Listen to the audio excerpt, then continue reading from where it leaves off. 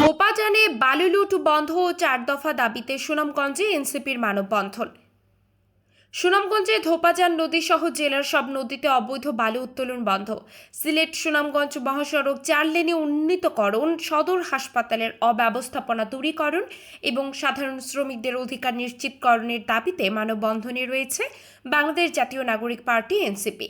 বুধবার 29 অক্টোবর দুপুরে শহরের আলতাফ স্কয়ারে অনুষ্ঠিত এই মানববন্ধনে এনসিপির নেতাকর্মী ও সাধারণ শ্রমিকরা প্রায় 1 ঘণ্টা ধরে অবস্থান নেন। বক্তারা অভিযোগ করেন, আদালতের নিষেধাজ্ঞা থাকা সত্ত্বেও লিম্পিড ইঞ্জিনিয়ারিং কোম্পানি রাতের আধারে ড্রেজার মেশিন ব্যবহার করে ধোপাজান নদী থেকে সিলিকা বালু উত্তোলন করছে। এতে সরকারের রাজস্ব ক্ষতি হচ্ছে, স্থানীয় শ্রমিকরা কর্মহীন হয়ে পড়ছেন এবং নদীর পাড় ভাঙছে।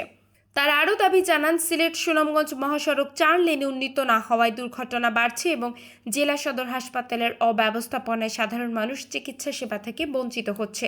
মানববন্ধনে জেলা এনসিপির যুগ্ম আহ্বায়ক আবু সালে নাসিম, সদস্য শাহিনুর রহমান, ছাত্রশক্তির আহ্বায়ক ওসমান গনি সহ অন্যান্য নেতারা বক্তব্য দেন। বক্তারা হুঁশিয়ারি দেন, দ্রুত 4 দফা দাবি পূরণ না হলে আরও কঠোর আন্দোলনে নামবে এনসিপি। যুবক ভাইদেরকে দিয়ে এমন টিম গঠন করে দিবে যেখানে দুর্নীতি হবে সেইখানে প্রতিরোধ করে উঠবে। বাইরে আমার আপনারা অবগত আছেন, আমাদের সুনামগঞ্জ মেডিকেল কলেজ হয়ে আছে, কিন্তু এখনো পরিপূর্ণভাবে চালু হয় নাই। আমরা এইখান থেকে এনসিপি এবং তার অঙ্গ সংগঠনের পক্ষ থেকে দ্রুত দাবি জানাচ্ছি, সুনামগঞ্জ মেডিকেল যাতে দ্রুততম সময়ের মধ্যে চালু হয়। আমার ভাইয়েরা হাতে কলমে শিক্ষার ভেতর দিয়ে সুনামগঞ্জের স্বাস্থ্যসেবার মান অটুট রাখতে পারে। আমরা এখান থেকে সুনামগঞ্জের যত আঞ্চলিক সমস্যা আছে সবগুলো সমাধানের জন্য মাঠে মাঠে কাজ করব বলে সংহতি প্রকাশ করছি। এবং আমরা এখান থেকে